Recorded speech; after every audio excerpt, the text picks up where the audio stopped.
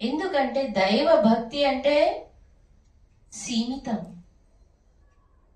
గురు భక్తి అనేది అసీమితం, అఖండము. గురు భక్తి అనేది ప్రతి క్షణము ప్రతి నిమిషము నీకు నీ క్రియాకలాపాలను తెలుపుతుంది. నీ క్రియ ఎక్కడికి ఏం చేస్తున్నావు, నువ్వు ఎలా చేయాలి, క్రియామానం అనేది శుద్ధపరుస్తుంది గురు భక్తి. గురు అంటే అర్థమే అంధకారంలో నుంచి ప్రకాశంలోకి రావడం. అంధకారం అంటే అజ్ఞానం, అంధకారం అంటే బంధం, అంధకారం అంటే జడ అధ్యాసము, అంధకారం అంటే వాసన, ఆసక్తి. జ్ఞానం అంటే ఆసక్తి నుంచి బయటికి రావడం. జ్ఞానం అంటే వెలుగు, జ్ఞానం అంటే చిత్తం యొక్క ఏకాగ్రత, జ్ఞానం అంటే మనసు యొక్క శాంతి, జ్ఞానం అంటే అంతర్యాత్ర, జ్ఞానం అంటే ద్వేషరహితమైనటువంటి జీవితం, జ్ఞానం అంటే సమతా స్వభావం. ఇది ఇచ్చేదేంటి, గురు భక్తి. దీని ద్వారానే మన అంతర్ ప్రయాణం అనేది మొదలవుతుంది. గురు భక్తి కరదేతే సకల పాపుకో నాశ. ఇక సకల పాపాలు అనేటివి ఏమిటి, ఏమేం పాపాలు ఉన్నాయమ్మా? వ్యక్తి చేసేటటువంటి పాపాలు ప్రపంచం లోపల రెండే ఉన్నాయి, ఒకటి పాపము, ఒకటి పుణ్యం. మీకు తెలిసిన ప్రకారంగా అవునా, ఒకటి పాపము, ఒకటి పుణ్యం. పాపం ద్వారా ఏం జరుగుతుంది, మనసు అశాంతి అవుతుంది. ఆ పాపం ద్వారా ఎవరికినూ సుఖం అనేది లభించదు. లోభంతో పడి మనం పాపం చేసినా కూడా పడుకునే ముందు మనకి అనేది అశాంతినిస్తుంది. మన లోభమే అనుకోండి, మన స్వార్థంతోనే అనుకోండి, ఆ సమయ స్ఫూర్తితో అనుకోండి, ఏదో ఒక పాపం అజ్ఞానంతోనే అనుకోండి, ఏదో ఒక పాపం చేస్తే దాని యొక్క రిజల్ట్ అనేది ఏమొస్తుంది, మనకి దుఃఖం వస్తుంది, అశాంతి అనేది వస్తుంది. సో పాపం యొక్క రిజల్ట్ అనేది దుఃఖము, అశాంతి, చంచలత్వము. చిత్తంలో ఏమొస్తుంది, చంచలత్వం వచ్చేస్తుంది. చిత్తంలో స్థిరత్వం రావాలి, అది గురు భక్తి అనేది ఇస్తుంది. రెండవదేంటి, పుణ్యము. రెండవదేంటి, పుణ్యము. పుణ్యం అంటే ఏంటండి, పుణ్యం అంటే సత్కార్యాలు, అది కూడా కర్మనే, పుణ్యం కూడా కర్మనే. సో కానీ ఆ పుణ్యం ద్వారా ఏం లభిస్తుంది, మనకి సుఖాంతమైనటువంటి జీవితం లభిస్తుంది. ఒకరికి మోసం లేదు, ఒకరికి దగా లేదు, ఒకరిపైన క్రోధం లేదు, ఒకరిపైన ఈర్ష్యా ద్వేషం అనేది లేదు. సుఖాంతమైనటువంటి జీవితం, నిశ్చలమైనటువంటి మనస్సు, దాంతో అనేది మనకి అసలైనటువంటి శాంతి లభిస్తుంది. దీన్ని ఏమంటారు, పుణ్యం అంటారు. పుణ్యంలో కర్మ చేయడం వల్ల, పుణ్య కర్మ చేయడం వల్ల. పుణ్య కర్మ అంటే ఏంటి, పరోపకారం చేయండి. వెళ్తూ వెళ్తూ ఎవరైనా రోడ్ క్రాస్ చేయించి చూడండి, ఎవరికైనా అందులో ఉన్నారు, అవునా, వాళ్ళకి నడవడానికే రావట్లేదు, ఏదో ఒక రకంగా వాళ్ళు చలనం అనేది వాళ్ళకి లేదు అంటే వాళ్ళకి కొంచెం సహాయం, సపోర్ట్ ఇచ్చి చూడండి. అప్పుడు మీ మనస్సులో అనేది ఆ ఆనందం అనేది లభిస్తుంది కదా. ఒకరికి నిజంగా ఎవరికైతే అవసరమో వాళ్ళకి మీరు ఒక చిన్న హెల్ప్ చేసి చూడండి, చిన్న హెల్ప్ చేసి చూడండి, వాళ్ళకి ఎంతో సంతోషం. నిన్న పోలియో డ్రాప్స్ వాళ్ళు వచ్చిండే మన ఆశ్రమానికి, అది సైట్ చేశారు, బయట కూర్చున్నారు. నేను లోపల స్పేస్ ఇచ్చాను వాళ్ళకి, లోపల అంటే గేట్ లోపల. వాళ్ళు అన్నారు, కాదమ్మా బయటనే ఉండాలి, బయటనే ఉంటే వచ్చే పోయే వాళ్ళకి కనిపించాలి అనేసి.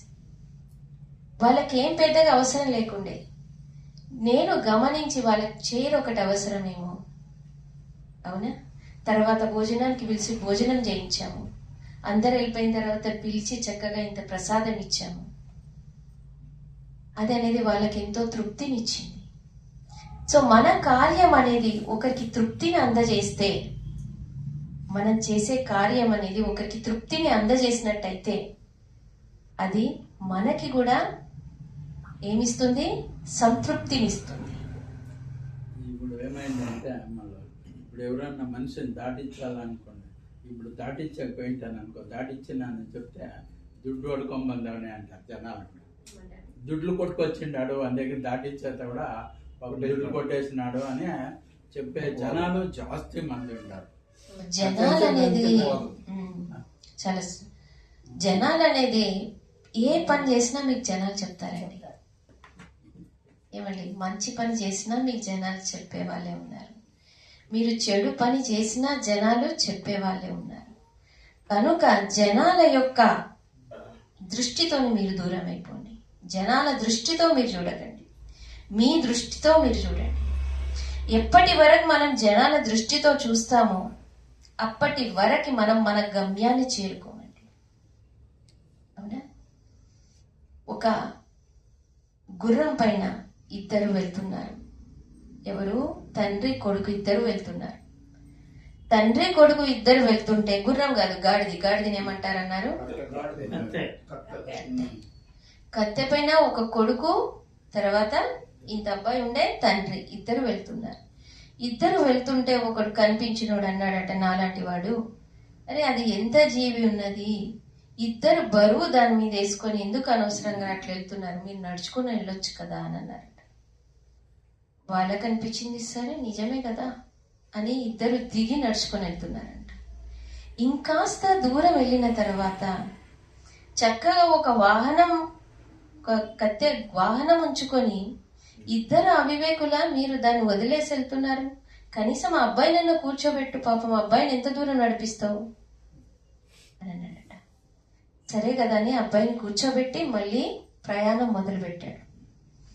ప్రయాణం మొదలుపెట్టిన తర్వాత మళ్ళీ ఇంకో రకమైనటువంటి వ్యక్తిత్వం గల వ్యక్తి ఆపి అన్నాడట, అరే ఆ పిల్లోడిని కూర్చోబెట్టుకో, నువ్వు ఇంత వయసు అయిపోయింది, అవునా, ఆ పిల్లోడు అంత వయసు అయిపోయిన తండ్రిని కింద వదిలేసి నువ్వు కూర్చున్నావేంద్ర బాబు అని అన్నాడట. అప్పుడు మళ్ళీ ఆ వయసు అయినా కూర్చొని కొడుకు నడుస్తున్నాడట. అప్పటికి కూడా జనాలు అనేది వదలలేదు. అప్పటికి కూడా జనాలు అనేది మళ్ళీ పేరు పెట్టి ఏదో ఒకటి అన్నారు. కనుక నా ఉద్దేశం ఏంటంటే, జనాల మాట మనం ఎంతవరకు వాళ్ళని సాటిస్ఫై చేయలేము. కనుక మన వివేకం ద్వారానే మనం కార్యం అనేది చేయాలి. ఏ పని చేసినా జనాలు అనేది చెప్తూనే ఉంటారు, మీరు పుణ్య కార్యమే చేయండి, మీరు పాప కార్యమే చేయండి, మంచే చేయండి, చెడుయే చేయండి, ఒకరికి ఉపయోగపడేదే చేయండి, నీ స్వార్థ సిద్ధి కోసం మీ లోభానికే చేయండి.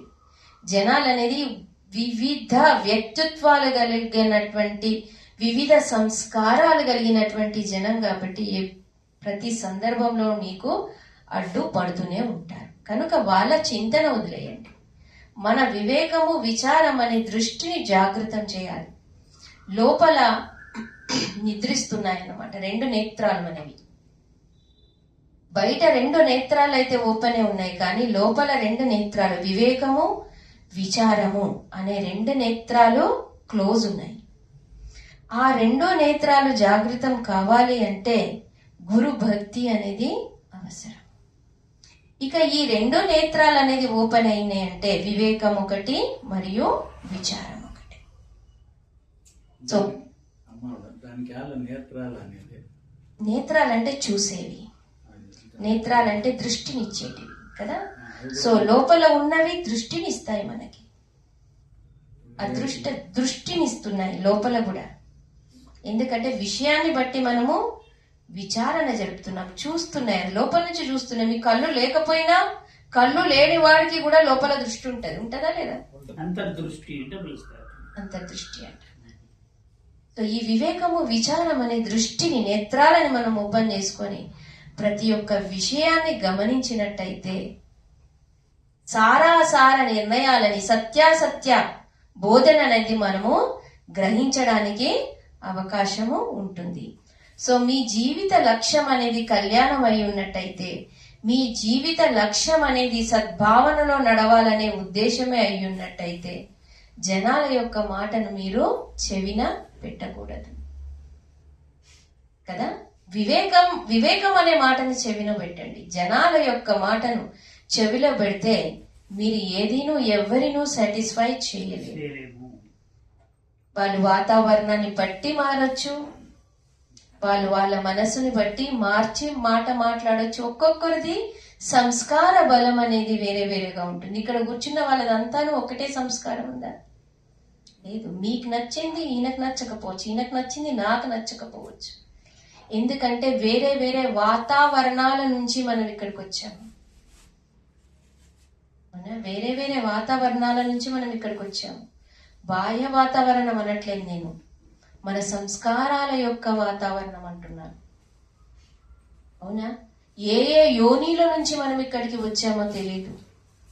పశువుల నుంచి వచ్చామా, మనిషి జన్మ నుంచే వచ్చామో, ఏ జన్మ నుంచి వచ్చామో అనే విషయం అనేది మనకి ఇక్కడ తెలియదు. కనుక ఆ వచ్చిన సంస్కారాన్ని బట్టి, ఆ వచ్చిన వాసనని బట్టి ఒక్కొక్క మాట మనము చెప్తుంటాము, ఆలోచిస్తుంటాము. మన ఆలోచన విధానాలు అనేది వేరువేరుగా ఉంటాయి. అయితే గురు భక్తి కరదేతే హై సకల పాపకో నాశ. పాపము పుణ్యాలు అనేది రెండు ఉన్నాయని నేర్చుకున్నాము. ఈ పాపము పుణ్యము రెండు కూడా బంధాలే జీవికి. మంచి చేసినా కూడా మళ్ళీ రావాల్సిందే, చెడు చేసినా కూడా మళ్ళీ రావాల్సిందే. ఇవి బంగారు పుణ్యం అనేది బంగారు సంఖ్యలు అయితే, పాపం అనేది ఏం సంఖ్యలండి? ఇనుప సంఖ్య. రెండూను సంఖ్యలే, రెండూను బంధనమే. కానీ బంగారు సంఖ్యలలో ఏదైతే ఉందో అది కనుక మీరు ఆసక్తి రహితంగా కనుక కర్మ చేసినట్టయితే అది సంఖ్యలు వేయదు. ఆసక్తి రహితంగా చేయాలి, స్వార్థరహితంగా చేయాలి, ఇచ్ఛారహితంగా చేయాలి. అందులో అనేది మీ ఆసక్తి, ఆశ అనేది ఉండకూడదు. కార్యం చేసేటప్పుడు మీరు సత్కార్యం చేస్తున్నారు, దాని రిజల్ట్ అనేది పుణ్యం వస్తుంది. కానీ ఆ సత్కార్యంలో మీ యొక్క స్వార్థ బుద్ధి అనేది అందులో దాగి ఉంది, మీ లోభం అనేది అందులో దాగి ఉంది, మీ పేరు ప్రతిష్ట రావాలనే ఇచ్ఛా ఆసక్తి అనేది మీకు ఉంది ఆ కార్యంలో, అంటే అది బంధనాన్ని ఖచ్చితంగా మీకు ఇస్తుంది కదా. బంధనంలోకి రాకుండా ఉండాలంటే సత్కార్యాలు, ఇప్పుడు మనిషి జన్మ అయిన తర్వాత ప్రతి కార్యం అనేది చేయక తప్పదు కదండి. కర్మ అనేది చేయాలి. కర్మ చేయకుండా ఎవరు ఉంటాము? సాధువులు కూడా కర్మ చేస్తారు, సంత మహాత్ములు కూడా కర్మ చేస్తారు, సాధారణ వ్యక్తులు కూడా కర్మ చేస్తారు, భక్తులు కూడా కర్మ చేయవలసిందే. కానీ కర్మ చేస్తే, సత్కార్యం అనేది చేస్తే పుణ్యం అవుతుంది, దుష్కర్మ అనేది చేస్తే పాపం అనేది వస్తుంది. సత్కార్యంలో స్వార్థయుక్తంగా చేసినట్టయితే అదేమవుతుంది? బంధం అవుతుంది. నిస్వార్థయుక్తంగా చేసినట్టయితే, విరక్తి భావంతో చేసినట్టయితే, పని చెయ్యాలి అని చేసినట్టయితే అదేమవుతుందమ్మా? బంధం అనేది కాదు. మోక్షానికి దారి, ముక్తికి దారి అనేది అవుతుంది. అది క్లీన్ చేసుకుంటూ వెళ్తున్నట్టు అవుతుంది. కానీ సమాజంలో పేరు ప్రతిష్టలు వచ్చేది అవసరం లేదు. పేరు ప్రతిష్ట మనం తీసుకొని వెళ్తామా? మనతో వచ్చేదా పేరు ప్రతిష్ట? పేరు ప్రతిష్ట మనతో పాటు రాదు, వదిలిపెట్టేయవలసింది. నేను ఇట్లా దానం చేస్తున్నాను, ఇట్లా పేరు, నాకు ఇంత సేవ. అది అహంకారం. మళ్ళీ అంతరింద్రియాలు అక్కడ పనిచేస్తున్నాయి. అంతరింద్రియాలను పని చేయనీయద్దు. సమాజం అదే తన ఒప్పేది. సమాజాన్ని అదే చెప్పాను నేను. ఇప్పుడు సమాజాన్ని కొంచెం పక్కన పెట్టేశారు. మన కళ్యాణ మార్గంలో సమాజం గురించి ఆలోచిస్తూ వెళ్తుంటే మనం ఏ పనినూ చేయలేమండి. సమాజానికి సత్సంగం చేయడం కూడా ఇష్టం లేదు. సత్సంగం మానేస్తామా? మానేయకూడదు కదా. సమాజానికి అహింస రకంలో ఉండాలంటే ఇష్టం లేదు, మనం మానేస్తామా? కనుక మన కళ్యాణ మార్గంలో ఎంతో మంది అడ్డుపడుతూ ఉంటారు. సమాజంలో ఉన్నటువంటి ఎంతో మంది అడ్డుపడుతూ ఉంటారు. అదే విధంగా సమాజ జనాలే మనకు స్ఫూర్తినిస్తుంటారు కూడా. అదే సమాజం నుంచి కొంతమంది స్ఫూర్తిని కూడా ఇస్తారు, కొంతమంది వ్యతిరేకం కూడా చేస్తారు. అయితే ఈ విధంగా ఆసక్తి రహితంగా చేసినటువంటి కార్యం అనేది బంధనాలకి లోను తీయదు. కర్మ అనేది చేయవలసింది ప్రతి ఒక్కరికి, కానీ కర్మ అనేది ఆసక్తి రహితంగా చేయాలి. ఆ విధంగా గురు భక్తి కర దేతే హై సకల పాపుకో నాశ్. ఇక సకల అనేటప్పటికీ కర్మలు అనేటివి 3 రకాలు. అవునా, కర్మలు అనేటివి 3 రకాల కర్మలు. మొట్టమొదటిది ఏంటిదండి? సంచితం. సంచితం. రెండవది ఏంటి? ప్రారాబ్ధం. అవునా, ఏదైనా నంబర్ ఇవ్వచ్చు నేను. ప్రారాబ్ధం. మూడవది ఏంటి? ఆగామి, ముందు వచ్చేది. అవునా, ఈ ముందు వచ్చే కర్మ అనేది దేనిపైన ఆధారపడింది? క్రియామానం పైన ఆధారపడింది.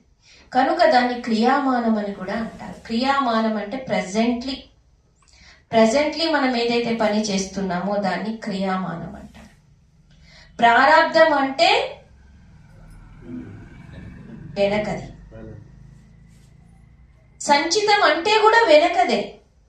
ఇప్పుడు ప్రారాబ్ధానికి సంచితానికి తేడా తెలుసుకోండి. ప్రారాబ్ధం అంటే ఈ జన్మలో ఈ కోట, ఒక కోట ఉంటది కదా మనం, అవునా, ఆ కోట ఫిక్స్డ్ అన్నమాట.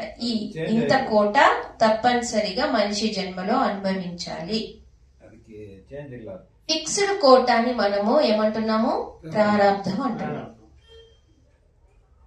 తర్వాత సంచితం అంటే బ్యాలెన్స్.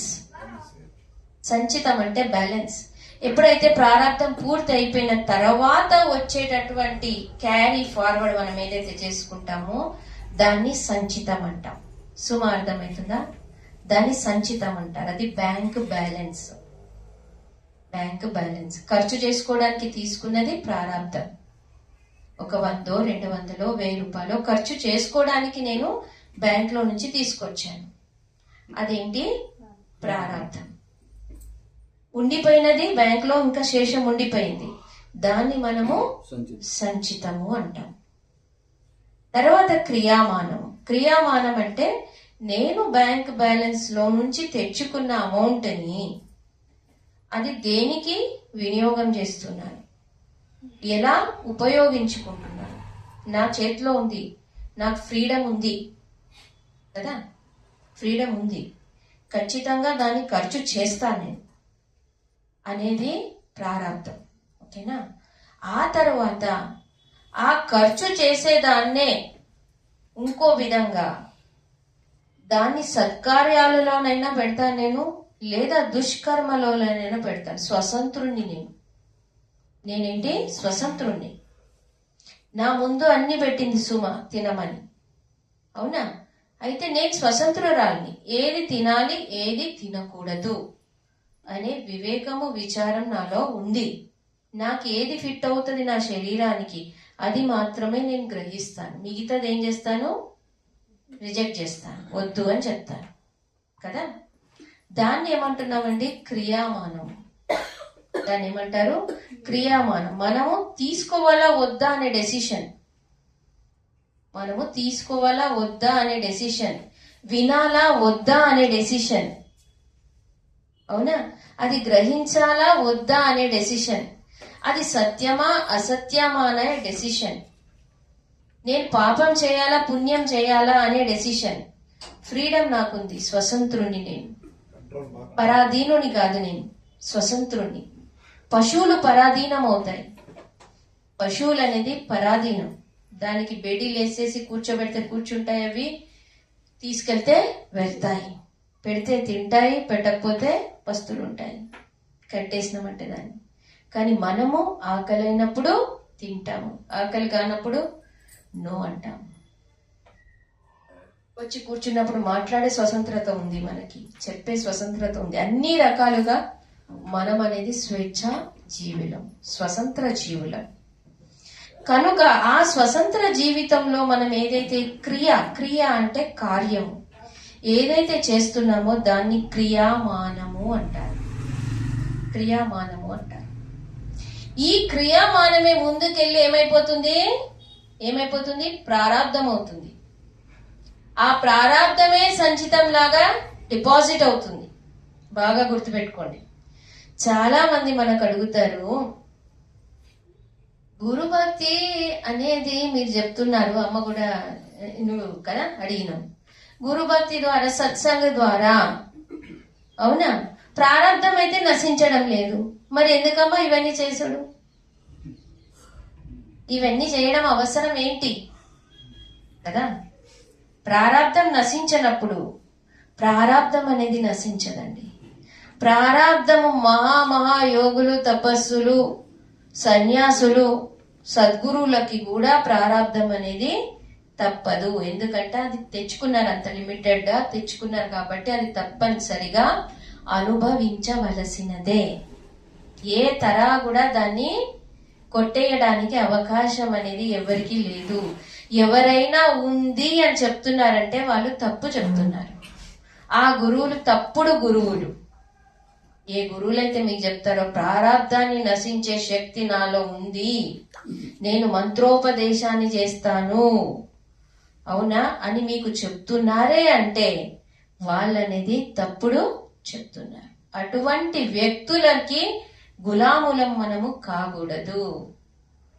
ఇక మన ప్రారాబ్ధాన్ని నశించేటటువంటి వాళ్ళు వాళ్ళ ప్రారాబ్ధాన్ని తీసుకొని ఎందుకు వచ్చినట్టు? వాళ్ళకు కూడా దుఃఖాలు వస్తున్నాయి, ఆ దుఃఖాలను ఎందుకు తీసుకొచ్చినట్టు?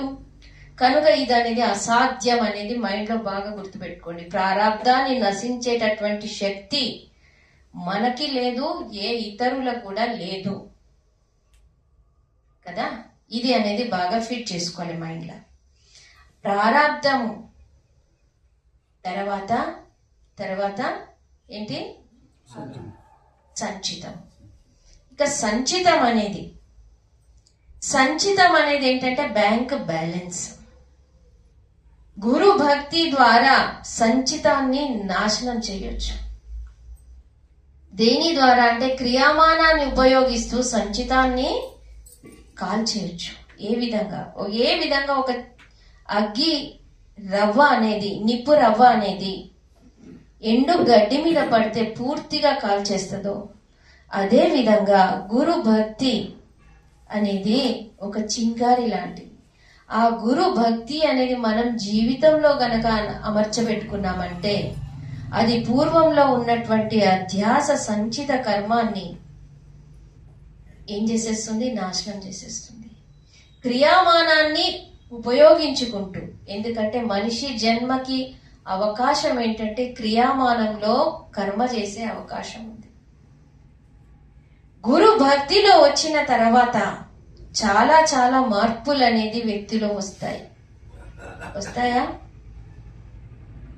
వచ్చాయా లేదా? మీలో వచ్చాయి కదా. కొంతమందికి వచ్చాయి, కొంతమందికి రావచ్చు. ఎందుకంటే గురు భక్తి వచ్చిన తర్వాత మనం అబద్ధం చెప్పడం అనేది మానేస్తాం. ఒకవేళ సందర్భాన్ని బట్టి మాట్లాడినా కూడా అది మనకి వేధిస్తుందరే, ఇప్పుడు నేను అబద్ధం వీళ్ళకి చెప్పానే, అటువంటి అబద్ధం నేను మళ్ళీ ఆడకూడదు అని నీకు వివేకం అనేది నీకు వేలెత్తి చూపిస్తుంటది. చూడండి, గమనించండి మీరు ఈ రోజు నుంచి. భక్తుడికి అభక్తుడికి చాలా భేదాలు అనేది ఉంటాయి. మీరు చెప్తాండేది మంచిదే, కానీ నాకు ఒక సందేశం ఉంది.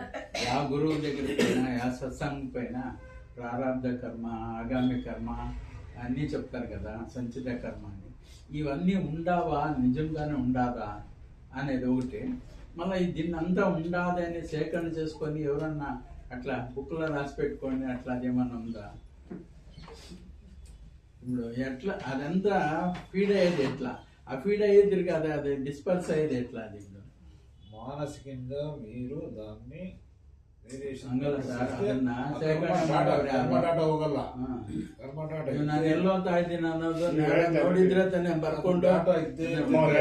సరే, అయితే ఇది ఎవరైనా రాసిండ్రా కదా? రాసిందంతా వదిలేయండి. మన అనుభవానికి తీసుకుందాం, మన అనుభవంలోకి తీసుకుందాం. రాసింది నమ్మొద్దు కదా. ఎందుకంటే కబీర్ సాహెబ్ లేఖా లేఖి హే నహీ, దేఖా దేఖి బాత్. లేఖా లేఖి లేదు, నమ్మడు కబీర్ సాహెబ్ ఎప్పుడు. రాసింది నమ్మడు, దేఖా దేఖియే నమ్ముతాడనమాట. అయితే దేఖా దేఖిలో గమనించి చూడండి మీరు. ఒకడు కుంటోడు ఉన్నాడు, ఒకడి గుడ్డోడు ఉన్నాడు ప్రపంచంలో, అవునా? ఒక బుద్ధిహీనుడై ఉన్నాడు, ఒకడు చదువులో షార్ప్గా ఉన్నాడు, ఒకడు మందంగా ఉన్నాడు, ఒకడు ఎరుపులేన్లో తిరుగుతున్నాడు, ఒకడికి బస్సు ఛార్జీలు కూడా లేవు. ఉన్నాయా లేదా? ఇట్లాంటి తేడాలు ఉన్నాయా లేదా ప్రపంచంలో? ఎందుకు?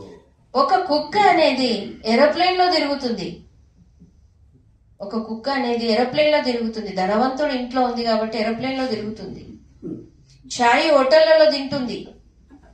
ఒక కుక్క అనేది వీధి వీధి తిరిగి ఒక పూటకు లేకుండా అలవల్లో ఆడుతుంది. ఉందా లేదా? ఒక శిశువు అనేది వాడి సంస్కారం అనేది పుట్టుకతోనే డిఫరెంట్ గా ఉంది. 5 ఏళ్ల అబ్బాయి కారు డ్రైవింగ్ అనేది వచ్చేస్తుంది, వాడికి తెలుస్తుంది వాడికి ఎట్లా అనేది. 5-10 ఏళ్ల పిల్లోడికే ఎక్సిలేటర్ ఏది, క్లచ్ ఏది అన్ని తెలుస్తున్నాయి.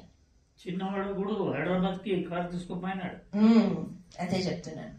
ఆ తర్వాత వాళ్ళకనేది సంగీత జ్ఞానం కూడా పుట్టుకతోనే కొంచెం క్లూ దొరకగానే వాళ్ళు పుట్టుకతోనే చెప్పేస్తారు. సంగీతంలో నిపుణులు అయిపోతారు వాళ్ళు. కొంతమందికి 60 సంవత్సరాలు వచ్చినా కూడా సంగీత జ్ఞానం అనేది దాంట్లోనే నేర్చుకుంటారు, కానీ సంగీత జ్ఞానం అనేది లేకుండా పోతుంది. ఇట్లా ఏ విధమైనటువంటి ఫీల్డ్స్ లలో మీరు చూసినట్టయితే భిన్న భిన్న సంస్కారాలు, భిన్న భిన్న అలవాట్లు, భిన్న భిన్న దినచర్యలు, ఇవన్నీ ఎందుకు కనపడుతున్నాయి? ఎందుకు కనపడుతున్నాయి? అదనేది కర్మం. ఇది రాసిన మాట కాదు, చూసిన మాటనే. ఇప్పుడు నమ్మాలా వద్దా మనం దీన్ని? చూసిన మాటనే. భిన్న భిన్నం ఉన్నాయి, ఒక్కొక్కరిది ఒక్కొక్క వివేకము, ఒక్కొక్క ఆలోచన. దేవుడు మాతో సరిగ్గా చూడలేదు. ఏమా? దేవుడు మాతో సరిగ్గా చూడలేదు, మాతో కన్నెట్లేదు, చూడలేదు, మాకు ఇట్లా అది ఇచ్చిందాము అని మేము అనుకుంటాం. దేవుడు చూడలేదనేసి అందుకే అంతా దేవుని మీద మోపి ఈ ఆపాదన చేస్తారు, ఈ సత్యాన్ని తెలుసుకోరు. నేను కూడా అట్లా దేవుడు నాకు మాకు మంచి చేయలేదు అనే లెక్కకే ఉన్నాను. అయితే మీరు దేవుణ్ణి నమ్ముతలేరు. నమ్మితే పూర్తిగా నమ్మండి. దేవుణ్ణి నమ్ముతలేరు మీరు, అవునా? దేవుడు మీకే ఎందుకు చూడడు? మీతో విరోధమా? దేవుడికి విరోధమా కదా? కనుక ఇది మన కర్మ, ఇది మన కర్మ, మనం చేసుకున్నటువంటిది, మనం ఇంతకు ముందు తిన్నటువంటిదే కదా. మనం ఇంతకు ముందు తిన్నాం కాబట్టి అది మంచి తిన్నామా చెడు తిన్నామా, అది మనకి హెల్తీని ఇస్తుందా, ఆరోగ్యాన్ని ఇస్తుందా, అనారోగ్యాన్ని ఇస్తుందా అనేది మన తిన్న ఆహారం పైనే డిపెండ్ అయి ఉంటుంది. లేదు సుమ పెట్టింది నేను తిన్నాను అంటే సుమ దోషమా నా దోషమా? ఎవరి దోషం అవుతుంది చెప్పండి? తిన్న వాళ్ళ దోషం. అదే విధంగా మనం కూడా తప్పుడు తిండి తింటే తప్పుడు దాని పరిణామం అనేది అనుభవించవలసి వస్తుంది. అంతేగాని ఎవరో పెట్టారు నా మీద దృష్టి పెట్టలేదు అందుకారణంగా నా జీవితం ఇట్లా అయిపోయింది అనేది మన అవివేకం అంటారు దాన్ని, మన అజ్ఞానం అంటారు దాన్ని. ఆ అవివేకాన్ని, అంధకారాన్ని, అజ్ఞానాన్ని తొలగించడానికే ఈ సత్సంగం అనేది సంయోగం అవుతుంది కదా. నిదానంగా మన అభిప్రాయాలు కొన్ని మారిపోతూ ఉంటాయి, మనం దానిపైన ఫిక్స్ అయి ఉంటాం, కానీ అక్కడి నుంచి అనేది అది తప్పు అని మళ్ళీ ముందుకు తెలుస్తుంది అనమాట. మన జ్ఞానోదయం అయిన తర్వాత చీకట్లో నేను ఈ వస్తువు ఇక్కడ పెట్టానని భ్రమపడుతున్నాను, అవునా? ఒక వస్తువు చీకట్లో పెట్టేశాను, అది ఇక్కడే పెట్టానని భ్రమపడుతున్నాను, వెతుకుతూ ఉన్నాను, అది దొరకట్లేదు. కానీ లైట్ వేసిన తర్వాత తెలిసింది ఆ వస్తువు అనేది ఎక్కడుందని. అదే విధంగా జ్ఞానం అనేది ఉదయించింది, జ్ఞానోదయం అయిన తర్వాత ఆ వస్తువు నేను ఎక్కడ పెట్టాను అనేది మనకి కనపడుతుంది, స్పష్టంగా కనపడుతుంది. లైట్ ఉంటే, లైట్ అనేది వివేకం అన్నమాట. లైట్ అనేది జ్ఞానం అన్నమాట.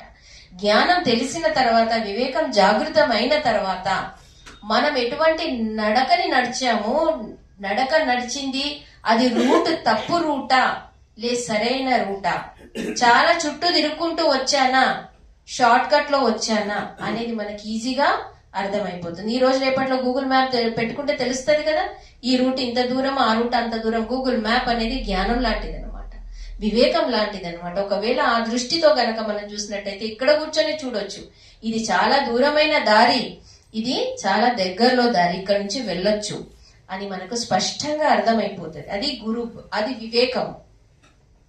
ఆ వివేకాన్నే జాగృతం అనేది చేయాలి. సరేనా? అయితే మూడు కర్మలలో ఒక కర్మనైతే మనం ఏమీ చేయలేము. ఎంత పెద్ద గురువైనా ఒక ప్రారంధాన్ని నశింపజేయలేరు. కానీ క్రియామాన ఆధారంగా మనము దేన్ని డిఫీట్ చేయొచ్చు? సంచితాన్ని కాల్చేయొచ్చు. సంచితం ఏం చేస్తే తెలుసమ్మా, మరో జన్మలో మళ్ళీ అది క్యారీ ఫార్వర్డ్ అయ్యి వస్తూ ఉంటది అనమాట. అవునా కాదా? చూడండి, ఎవరో రాసి పెట్టింది, ఎవరో చెప్పింది కూడా నమ్మొద్దు. మన వివేకం ద్వారానే మనం దాన్ని ఆలోచించి చూడాలి. ఇప్పుడు క్రియామానం అనేది సుధారణ జరుగుతుంది. సుధారణ అంటే సవరించడం జరుగుతుంది. ఏమంటారు? సుధారణ ఏమంటారండి? సుధారణ కరెక్షన్స్ అనేది జరుగుతాయి క్రియామానంలో సేవ. గురు భక్తిలో ఏముంటది? మొట్టమొదట సేవ భక్తితో ఏం జరుగుతుందంటే అంతఃకరణం అనేది శుద్ధి అవుతుంది. అంతఃకరణం అనేది ఏమవుతుందండి? శుద్ధి అవుతుంది. అంతఃకరణం శుద్ధి అయినటువంటి పాత్రలో జ్ఞానం అనేది చాలా ఈజీగా ఇముడుతుంది. జ్ఞానం చక్కగా అర్థం కావాలనుకుంటే ఏం చేయాలి? సేవే చేయాలి. సేవ అంటే ఏంటండి? సేవ అంటే సమర్పిత భావం. సేవ అంటే సాధు సజ్జనుల యొక్క ఏం చేయాలి? వాళ్ళ మాటను వినడము, వాళ్ళకు కావలసినటువంటి సామాన్లను చేకూర్చడము, లేదు వాళ్ళు చెప్పినటువంటి బోధనను వినడము, నడుచుకోవడము, దాన్ని సేవ అంటారు. అవునా?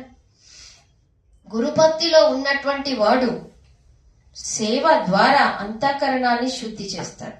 అంతఃకరణం శుద్ధి లేకపోతే ఏమవుతుందండి? మలినంగా ఉన్నట్టయితే ఆ మలిన అంతఃకరణంలో అనేది జ్ఞానం ఇమ్మడదు. అంతఃకరణాన్ని శుద్ధపరచాలి. ఈ అంతఃకరణం శుద్ధి అనేది దేని ద్వారా జరుగుతుందండి? సత్సంగ ద్వారా జరుగుతుంది. సత్సంగ ద్వారా. బాహ్య రూపంలో నేను కంటిమాల తీసుకున్నాను, గురు దీక్ష తీసుకున్నాను, కానీ అంతఃకరణం అనేది శుద్ధి కాలేదంటే అది వేస్టే. ఒక శిష్యుడుండే, మన తప్పే. ఎవరైతే వినట్లేదో మన తప్పే కదా. మనం స్వతంత్రులం కదా. మనం ఆ మంచి దారిని లెక్కించకపోతే అది మన తప్పు. ఒక గురువు ఉండే, ఒక గురువు దగ్గరికి వెళ్ళి శిష్యుడు నాకు కంటి ఉపదేశం ఇవ్వండి అని అడిగాడట. కంటి ఉపదేశం అంటే గురు దీక్ష. గురు దీక్ష ఇవ్వండి అని అడిగాడట. గురు దీక్ష ఇవ్వండి అంటే, చూడు నాన్న, నీ లోపల చాలా చెడు అలవాట్లు ఉన్నాయి, మరి ఆ చెడు అలవాట్లను అంతా మానవలసి వస్తుంది, నువ్వు మానేస్తావా లేదా? లేదు గురూజీ, నేను అన్ని మానేస్తాను, నాకు మాత్రం ఈ ఉపదేశము ఇవ్వండి, దీక్ష ఇవ్వండి అని అన్నాడట. సరే చూడు, మరి నేను దీక్ష ఇచ్చిన తర్వాత కూడా నువ్వు అనేది ఇవన్నీ మానకపోతే అది నీ దోషం అవుతుంది, దానికి గురువు కూడా రక్షించలేడు చూడు అని అన్నాడట. లేదు గురూజీ, నన్ను నమ్మండి, నేను మీ ఆజ్ఞానుసారంగానే నడుస్తాను అని అన్నాడట. సరే అనేది దీక్ష అనేది ఇచ్చేశారు. దీక్ష ఇచ్చిన తర్వాత కొన్నాళ్ళు పాపం బాగానే ఉండాలని ఆలోచించాడు, కానీ లోపల ఉన్నటువంటి దుర్వాసన లోపల ఉన్నటువంటి దుర్వాసన వాడిని పిలుస్తుందన్నమాట. వాళ్ళ లోపల వ్యసనాలు ఉండే, నానా రకాల వ్యసనాలు, దుర్వ్యసనాలు ఉండే. గంజాయి తాగడము, అవునా? తర్వాత పాంపరాలు. ఇట్లాంటివన్నీ దుర్వ్యసనాలు ఎన్నైతే ఉండేనో అన్నీ వాళ్ళ లోపల ఉన్నాయన్నమాట. అవి అనేది ఏం చేస్తున్నాయి, వాడికి లాగుతున్నాయి. ఆ వ్యసనాలు అనేటివి వాడికి లాగుతున్నాయి. లాగుతున్నట్టయితే ఇక్కడ గురు సేవనే చేస్తున్నాడు, సేవ కాళ్ళొత్తుతున్నాడు అనమాట. గురుగారిని కాళ్ళొత్తుతున్నాడు. కానీ కాళ్ళొత్తిన తర్వాత గురువు నిద్రించాడు అని గమనించగానే వాడు ఏం చేస్తున్నాడు, బయటికి వెళ్ళి వాడి యొక్క ఆసక్తి ఏదైతే ఉందో దాన్ని తృప్తి పరుచుకొని వస్తున్నాడు. బయటికి వెళ్ళి డోర్ ఓపెన్ ఉంది, స్వతంత్రుడు. అందరూ స్వతంత్రుడు.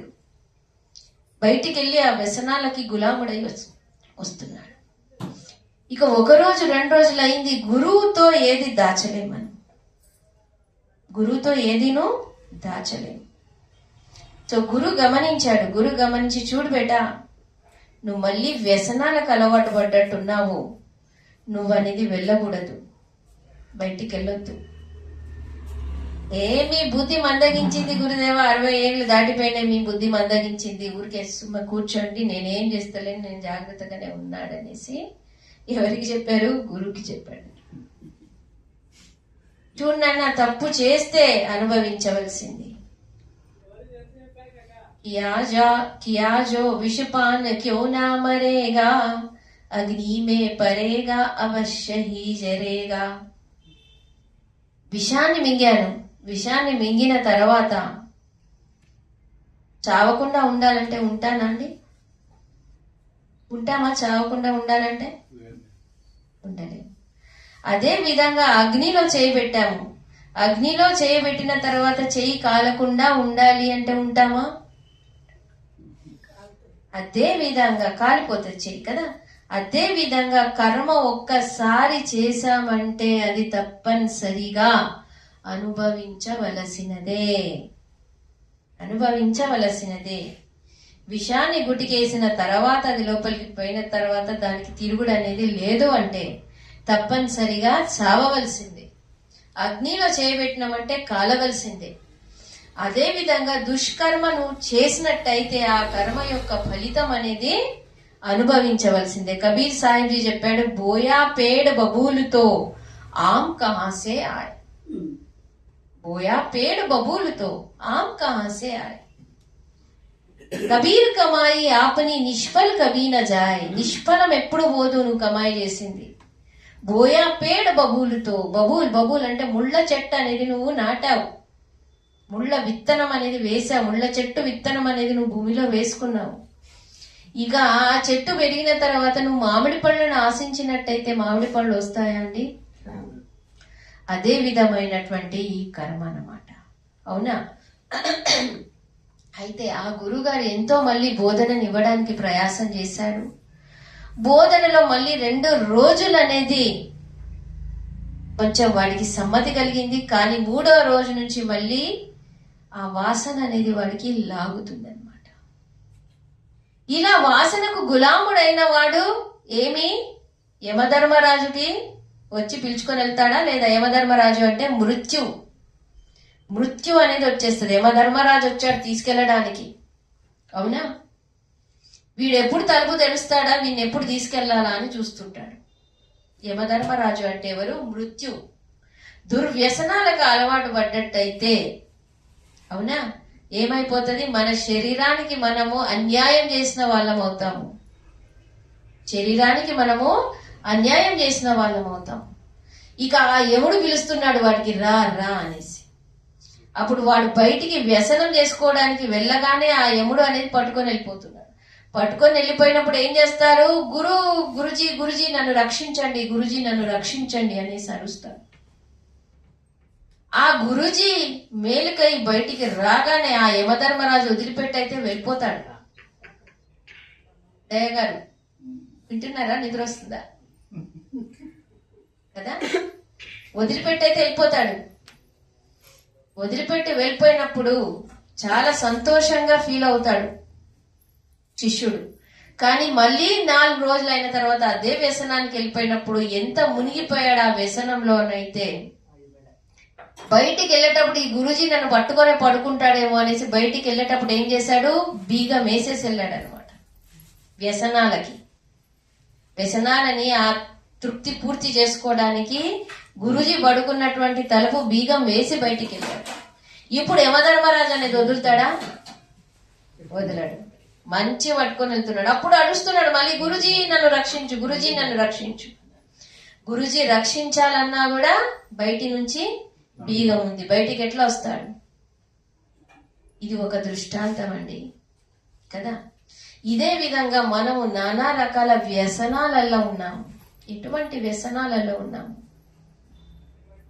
ఎటువంటి వ్యసనాలంటే కామము, క్రోధము, లోభము, మోహము. ప్రతి దాంట్లో లోభం అనేది, ధనం సంపాదిస్తున్నాము, ధన సంపాదనలో కూడా లోభం అనేది జాగృతం అవుతుంది. ఎవరి గురించి? కుటుంబం గురించి, మన గురించి.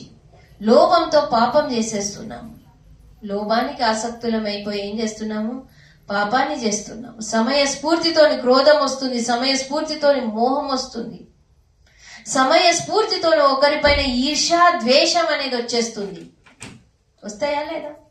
మనకన్నా ధనవంతుడు, మనకన్నా హోదావంతుడు, మనకన్నా పేరు ప్రతిష్టలు ఉన్నవాడని మనం చూస్తుంటే కొన్ని సందర్భాలలో అజ్ఞాన స్థితిలో మన లోపల అనేది ఈర్ష, రాగ, ద్వేషాలు అనేటివి పుడతాయి కదా. కనుక ఇవన్నీ ఏంటివన్నీ? వ్యసనాలే. ఇవన్నీ వ్యసనాలే. పాప కర్మ కూడా ఒక వ్యసనమే. ఒకరికి మోసం చేయడం కూడా వ్యసనమే. మన స్వార్థ సిద్ధి కోసం మనం ఏవైతే కార్యాలు చేస్తున్నామో అవన్నీ వ్యసనాలే. ఈ వ్యసనాలన్నీ చేస్తూ చేస్తూ చేస్తూ గురు రక్షించమంటే ఎక్కడ రక్షిస్తాడు? అబద్ధాలు చెప్తున్నాం, శరీరంతో 3 రకాల దోషాలు మనతో అవుతున్నాయి. అవునా? చోరీ, హింస, వ్యభిచారము. చోరీ అంటే దొంగతనము, హింస అంటే జీవుల హింస చేయడం, వ్యభిచారము. ఈ 3 శరీరంతో దోషాలు అవుతున్నాయి. ఆ 3 శరీరంతో దోషాలు అవుతున్నాయి అంటే దాని ఫలితం అనేది అనుభవించవలసిందేనా కాదా? అవునా? దైహిక, దైవిక, భౌతిక తాపాలు, 3 తాపాలు అనేది మన ఎదురవుతున్నాయి. వాక్తో 3 రకాల దోషాలను చేస్తున్నాం మనం. గాలి, నింద, ఝూట్.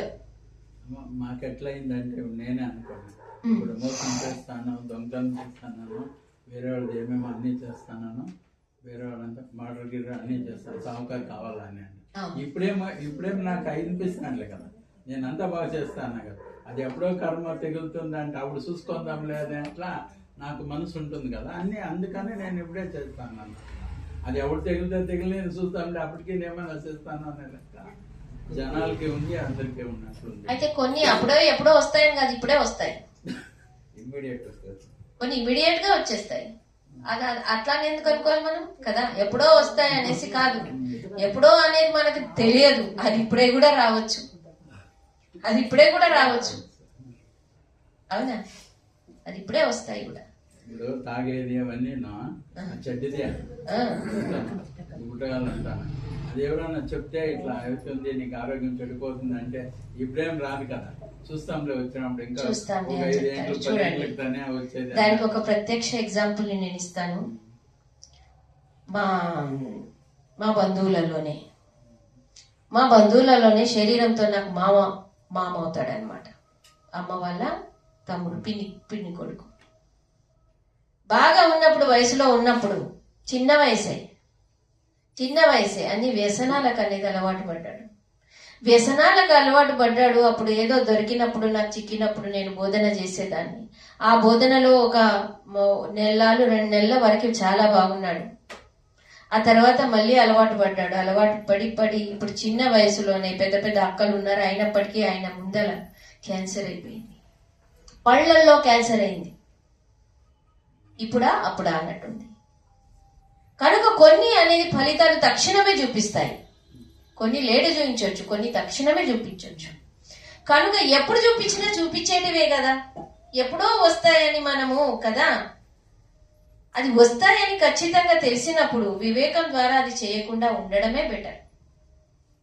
సో శరీరం ద్వారా చోరీ, హింస, వ్యభిచార అనే పాపాలు అవుతున్నాయి. తర్వాత వాక్ ద్వారా గాలి, నింద, ఝూట్, గాలి అంటే ఒకరికి అపశబ్దాలు చెప్పడము, ఒకరికి తిట్లు అపశబ్దాలు చెప్పడం అంతాను గాలి అంటారు. దాన్ని నింద ఒకరు లేనప్పుడు వాళ్ళ గురించి చెడుగా చెప్పుకోవడం అనేది, లేదా ఏదో వాళ్ళ గురించి చెప్పుకోవడం అనేది, మంచి చెడు చెప్పుకోవడం అనేది నింద అంటారు. దాన్ని నిందించడం, ఒకరిని నిందించడం, ఇది వాక్ ద్వారా దోషం చేస్తున్నాం. దాని ఫలితం కూడా తప్పనిసరిగా మనకి అనుభవించవలసి వస్తుంది. జూట్, అబద్ధాలు, చిన్న చిన్న విషయాలకు అబద్ధాలు, ఒక్క అబద్ధం వెనకాల 10 అబద్ధాలు అనేవి దాగుంటాయి కదా, చెప్పవలసి వస్తుంది. ఒక అబద్ధాన్ని కవర్ చేయడానికి 10 అబద్ధాలను మనము చెప్తూ ఉంటాం. సో దీనికి కూడా దోషం అయిపోతుంది, అది కూడా దోషమే. గాలి, నింద, జూట్, ఈ 3 నుంచి మన వాక్ని మనము జాగ్రత్త పరుచుకోవాలి. ఇది క్రియామానంలో మనం కర్మ చేయాలి. ఇది గురుతో పరిచయం అయిన తర్వాత గురు భక్తిలో దీన్ని సుధారించుకుంటాం అన్నమాట. మనం శరీరంతో చోరీ, హింస, వ్యభిచారం అనేది చెయ్యము. వాక్ ద్వారా గాలి, నింద, జూట్ అనేది చెయ్యము. ఇక మనసు ద్వారా కూడా కొన్ని పాపాలు మనం చేస్తుంటాం. ఈర్ష, ఛలము, కపటము, క్రోధము, ఈ 4 దోషాలు కూడా మనసు ద్వారానే అవుతుంటాయి లోపల. మనం బయటికి వాడికి చెప్పకుండా వాడి ప్రతి అనేది నెగిటివ్ భావన అనేది లోపల ఏర్పడుతుంది. ఈ నెగిటివ్ భావన ఏర్పడడం కూడా శారీరక వ్యాధులకు లోన్దీస్తుంది. శారీరక వ్యాధులు వస్తున్నాయి. ఎందుకు వస్తున్నాయి మనకి? ఇటువంటి ఛలము, కపటము, క్రోధము లోపల పెట్టుకోవడం వల్లనే దైహిక తాపం అంటారు దాన్ని. శరీరం పైన వ్యాధులు వచ్చేస్తున్నాయి. చోరీ, హింస, శరీరం ద్వారా జరిగేటటువంటి తప్పుల ద్వారా ఏం జరుగుతుందండి? శరీరం ద్వారా ఏదైతే మనం తప్పులు చేసుకుంటున్నామో దాని ద్వారా అనేది ఏమొస్తుంది? ఏ తాపం వస్తుంది? భౌతిక తాపం అనేది, భౌతిక తాపం అనేది వచ్చేస్తుంది. భౌతిక తాపం అంటే అనుకోని సంఘటనలలో ఒక జీవి నుంచి ఇంకో జీవికి ఏం జరుగుతుంది? హాని అనేది తప్పనిసరిగా జరుగుతుంది. పాము కాటేసిండ్రు, చచ్చిపోయిండ్రు. కుక్క గరిచింది, చచ్చిపోయిండ్రు. అవునా? ఇవన్నీ ఏంటివండి? భౌతిక తాపాలు. ఎందుకు వచ్చినాయి? అక్కడ దేవుడు కూర్చొని ఇచ్చిండా మీకు భౌతిక తాపము? లేదు, మనం చేసుకున్న కర్మనే. ఎటువంటి కర్మ చేసుకున్నాం? శరీరం ద్వారా చేసుకున్నాం. చోరీ, హింస, వ్యభిచారం ఇవి శరీరం ద్వారా చేస్తున్నాం కాబట్టి అవనేది ఏమొచ్చేసాయి? భౌతిక తాపం కింద వచ్చి మనని ఆక్రమించుకున్నాయి. మానసిక తాపం, మానసిక దోషాలు మనం చేస్తున్నట్టయితే ఆ మానసిక దోషాలు ఏ విధంగా మనకు వచ్చి ఆక్రమించుకున్నాయి? ఏ విధంగా ఆక్రమించుకున్నాయి? దేహిక తాపం లాగా ఆక్రమించుకున్నాయి. అది డిప్రెషన్కి వెళ్తాం. ఏదో రకంగా మనం అనేది దానికి లోన్ అవుతాం. మాకెట్లయిందంటే దేహిక తాపం. మాకెట్లయిందంటే సమాజము నాకు కూడా అన్నట్ల దేవుని ఆజ్ఞ లేకుంటే ఒక కడ్డిపులు కూడా అల్లాడదు అని చెప్పిండు కదా. అందుకు నేను దొంగతనం చేసినా గానీ అతను దీంట్లోనే చేస్తా ఉండేది. ఎలా అంటే ఇది కడ్డీ, అతని ఆజ్ఞ లేకుంటే ఏమి కడ్డి కూడా వెళ్ళే కదా. అందుకు నేను దొంగతనం చేస్తున్నా అంటే అతని ఆజ్ఞనే అన్నట్ల మా సమాజంలో వచ్చింది. ఇప్పుడు జనాలు అట్లా ఇల్లారి ఎవరైనా ಹೇಳಿರೋದು ನನಗೆ ಇಲ್ಲ ಅಂದ್ರೆ ನಾನು ಮಾಡ್ತಾ ಇರ್ಲಿಲ್ಲ అనే లెక్కకు వచ్చింది. ఇప్పుడు జైల్లో చేసిన ఆయన ఆజ్ఞతే చేస్తాడు. దానికి అనుభవించేది కూడా మనమే కదా. దానికి అనుభవించేది మనమే కదా. దేవుడు అనుభవించాడు. అట్లా అన్నాక అది నిజమే. తాను ఇప్పుడు అతని ఆజ్ఞ లేకున్నప్పుడు కడ్డిపుల్ల అన్నప్పుడు అతని ఆజ్ఞ లేకుంటే నేను ఇట్లా వేరే వాళ్ళని ఇట్లా కొట్టేకెళ్ళే కదా. అతను కొట్టిండేది కూడా అతని అనే లెక్కకు వచ్చిండు. ఆజ్ఞ లేకుండా మీరు దొంగతనం చేస్తే మీరు తీసుకొని పోయి ఇంకోని ఆయన అయితే మీరు భగవంతుని ఏ విధంగా భావిస్తున్నారు? దొంగతనం చేయమని ఆజ్ఞ ఇచ్చేటటువంటి వాళ్ళగా కనిపిస్తున్నాడా భగవంతుడు? హింస చేయమని చెప్పేలాగా అనిపిస్తున్నాడా భగవంతుడు? కదా. భగవంతుడు ఉంటే ఉదార స్వభావంతుడై ఉండాలి. మన భావనలో సద్భావనతో ఉండాలి కదా. ధర్మాన్ని రక్షించేవాడు కావాలి, అధర్మాన్ని ప్రోత్సహించేవాడు కావద్దు. భగవంతుడు ఉంటే ఎందుకుంటాడు మరి అట్లా కదా. కనుక నేనేం టాపిక్ చెప్తున్నాను? తాపం, దైహిక తాపం వచ్చేసింది, భౌతిక తాపం వచ్చేసింది. ఆ తర్వాత ఇంకొకటి వాక్ ద్వారా. ఏమా ఇంకో తాపం ఏంటిది? వాక్ ద్వారా. వాక్ ద్వారా ఏమేమి దోషాలు చేస్తాం చెప్పండి మనము? గాలి, నిందా, झूठ. గాలి అంటే ఏమంటారు కన్నడంలో? తిట్టడాలు, మాటలు కదా, తప్పుడు శబ్దాలు చెప్పడము, నిందించడము ఒకరికి.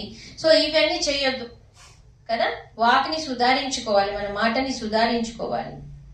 అక్కడే భగవంతుడు కూర్చున్నాడు, ఇంకెక్కడ కూర్చోలేదు, మనలోనే కూర్చొని ఉన్నాడు. వీటిని సవరించుకుంటే మనమే భగవంతులం. వీటిని సవరించుకోవాలి. ఒకవేళ మనం వీటిని సవరించుకోకపోతే ఎదుటివాడు క్షమించొచ్చు మనకి. ఎవరి గురించి అయితే నిందితమైనటువంటి మాటలు మాట్లాడామో, ఎవరికైతే అపశబ్దాలు చెప్పామో, ఎవరితోనైతే అబద్ధాలు ఆడామో, వాళ్ళు చూడలేదులే, వాళ్ళు వినలేదులే, అయిపోయింది. అవునా, మనం సేఫ్ గా ఫీల్ అవుతాం. కానీ మనం సేఫ్ గా ఫీల్ అవుతున్నాం అంతే, మన భావన. కానీ ఈ ప్రకృతి అనేది మనల్ని వదలదు. ఎందుకంటే ప్రకృతికి తప్పించి నువ్వు ఎక్కడైనా తప్పు చేస్తావా? ప్రకృతిని తప్పించి నువ్వు ఎక్కడైనా తప్పు చేస్తావా? ప్రకృతిలోనే చేయవలసింది. కనుక ప్రకృతి అనేది జడమైనప్పటికీ కూడా నువ్వు చేసిన సంస్కారం అనేది అక్కడ స్టాంప్ అయిపోయింది. అది తిరగా మన పైకి విసిరి కొడుతుంది. అది విసిరి కొడుతుంది కదా.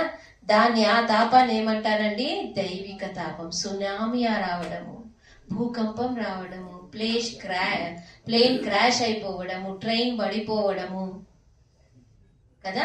ఇవన్నీ ఏ తాపాల కిందికి వస్తున్నాయండి? దైవిక తాపం. ప్రకృతి నుంచి. దైవి అంటే ప్రకృతి, దైవము అంటే ప్రకృతి, పంచతత్వాలు. ఈ పంచతత్వాల నుంచి హాని అయ్యేది. మన మాస్టర్ గారు తెలుసు, ఆయనకు బాగా సబ్జెక్టు. ఏ విధంగా ఇది మనకి రివర్స్ లోకి వస్తుంది కదా. మనం బాల్ విసిరిన తర్వాత అది తప్పనిసరిగా రివర్స్ కి వస్తుంది. సో ప్రకృతికి ఏదైనా చెడు మనం ఇచ్చామంటే తప్పనిసరిగా ప్రకృతి తిరిగి అది మనకే రివర్స్ లోకి ఇస్తుంది. కనుక ఈ 3 దోషాల నుంచి రక్షింపబడేది మనం ఎప్పుడు గురు భక్తిలో, క్రియామానంలో వీటిని జాగ్రత్త పరచుకోవాలి కదా. ఆ విధంగా వ్యసనాలు ఉన్నటువంటి వ్యక్తి ఏ విధంగా వ్యసనాలకు బానిస అయిపోయాడో, మనం కూడా గురు మార్గంలోకి వచ్చి సత్సంగ్ వింటూ కూడా ఇవన్నీ తప్పినట్టయితే మనకు కూడా యముడు అనేది వదలడు. యముడు అంటే ఎవరు? యముడు అంటే మృత్యువు. మృత్యు అనేది మీరు అనొచ్చు, అందరికీ మృత్యు సాధ్యమే కదమ్మా, అందరికి వస్తుంది, గురుభక్తులకు రాదా అని అడగొచ్చు. కానీ మృత్యులో తేడా ఉంటది. ఎట్లా ఉంటది? చచ్చేటప్పుడు ఆనందంగా, నిర్భ్రాంతిగా, తేలికగా మృత్యుని ఎదిరి ట్రైన్ ఏ విధంగా ట్రైన్ వస్తున్నప్పుడు మనం ట్రైన్ వచ్చే కన్నా ముందే 1 అవర్ పోయి హాయిగా అన్ని సర్దుకొని కూర్చున్నాం. ఏమ్మా, బ్యాగ్ గీగ అన్ని ఏమేమి కావాలో యాత్రలకు అన్ని తీసుకొని చక్కగా కూర్చున్నాం, ట్రైన్ వస్తుంది అనేసి. అవునా?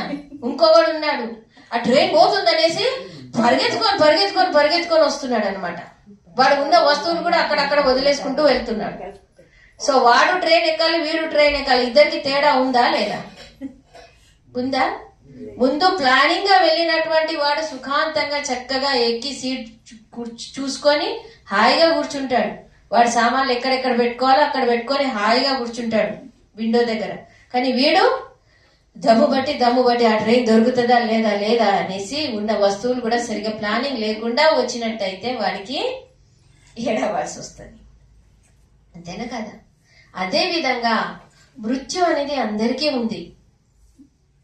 కానీ చచ్చేటప్పుడు ఏ విధంగా చావాలంటే ప్లానింగ్ గా చావాలి. అయ్యో ప్లానింగ్ గా చావడం ఏందమ్మా, చావాలి. కబీర్ సాహెబ్ ఏం చెప్పారండి? మర్తే జగ్ మువా, ముయేన జానే కోయి. అందరూ చస్తూ పోతూనే ఉన్నారు, అందరూ వస్తున్నారు, పోతున్నారు, చస్తూనే ఉన్నారు. కానీ ఏ విధంగా చావాలి అని నేర్చుకోవాలి. కళ అది, చావడం కూడా కళ ఒకటి, అది నేర్చుకోవాలి.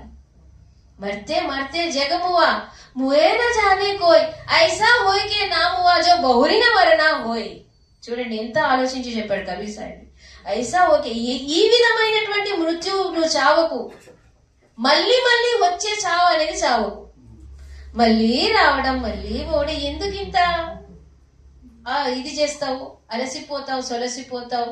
ఇందులో కష్టం ఉంది, ఇందులో దుఃఖం ఉంది, ఇందులో పీడ ఉన్నది. జన్మ మరణాలలో ఏమున్నదండి కదా? అంత అనుభవిస్తారు. కళ్ళు మూస్తే అన్ని వదిలిపెట్టి వెళ్ళిపోతారు.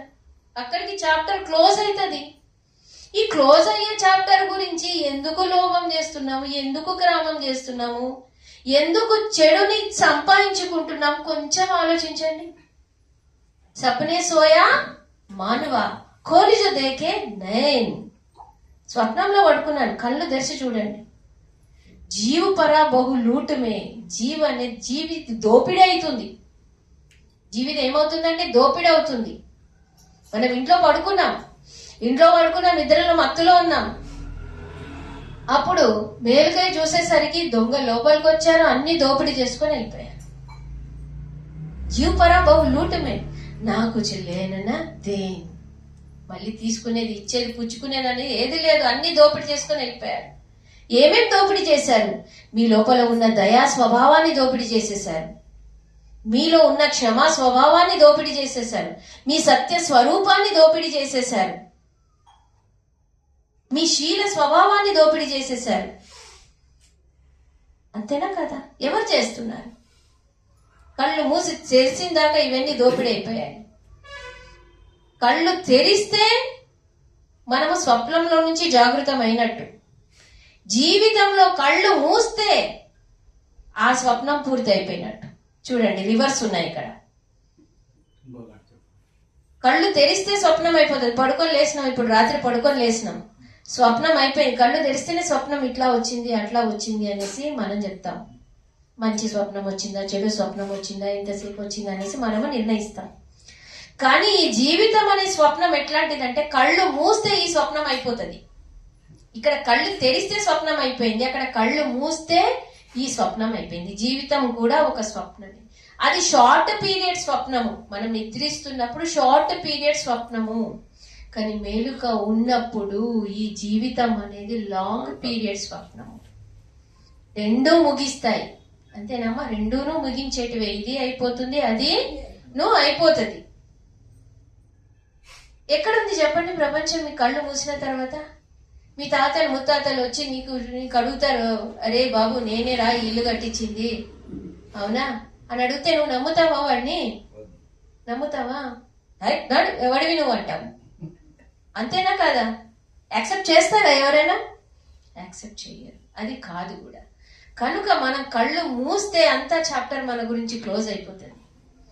ఇది విచారించండి, ఇది విచారించి అందులో జీవితంలో సవరించుకునేటటువంటి సత్యాలు, నేర్చుకునేటటువంటి బోధన, సద్విచారాలు ఏవైతే ఉన్నాయో దీన్ని గమనించి క్రియామానాన్ని సుధారించండి. ఇది గురు భక్తిలో సత్సంగ ద్వారానే సంభవం అవుతుంది. సత్సంగ్ లేనిది ఏదీ లేదు. సత్సంగ్ బినా జ్ఞాన న హోయి, బిన సత్సంగ జ్ఞాన న హోయి. అవునా? ఏ రాముడిని అయితే మనం రాముడు అని పోలుస్తున్నామో ఆ రాముడు ఏం చెప్పాడు? ఆ రాముడు అనేది సత్సంగులో సంత మహాత్ముల ద్వారానే నాకు శాంతి దొరికిందని చెప్తున్నాడు. మనం శాంతి గురించి రాముడి గుళ్ళోకి వెళ్తాం, కానీ రాముడు ఏం సంకేతిస్తున్నాడు? నాకు శాంతి అనేది ఎక్కడుంది? సంత మహాత్ముల యొక్క చరణాలలో ఉంది అంటున్నాడు. సో మనం నమ్మేటటువంటి దేవీ దేవతలు అందరూను గురువుని చేశారు. ఎందుకంటే గురు చరణాలలో ఏముంది? గురు చరణాలలో ఆత్మ కళ్యాణం అనేది ఉంది. జీవి అనాది నుంచి అధ్యాస గులాముడైపోయి ఉన్నాడు. అవునా? జీవి అనాది అంటే దేనికైతే ఆది అనేది లేదో అనాది అంటారు దాన్ని. అనాది కాలం నుంచి జీవి చాలా ఇబ్బందులు పడుతున్నాడు, బంధనాలలో ఉన్నాడు. ఈ జీవి స్వతంత్రుడు అయినప్పటికీ కూడా జడాధ్యాసుడు అయిపోయాడు. ఈ జీవి జడాధ్యాసంలో ఉన్నటువంటి ఈ జీవికి ముక్తిని, స్వతంత్రాన్ని ఇచ్చేది ఒక భక్తి మాత్రమే, ఒక సదాచారం మాత్రమే, ఒక సేవా భావన మాత్రమే. సో సేవ ద్వారా క్రియామానం అనేది సుధారింపు అవుతుంది. సేవ ద్వారా ఏమవుతుందమ్మా? క్రియామానం అనేది సుధారణ అవుతుంది. అదే విధంగా సత్సంగ ద్వారా సంచితం అనేది నాశనం అయిపోతుంది.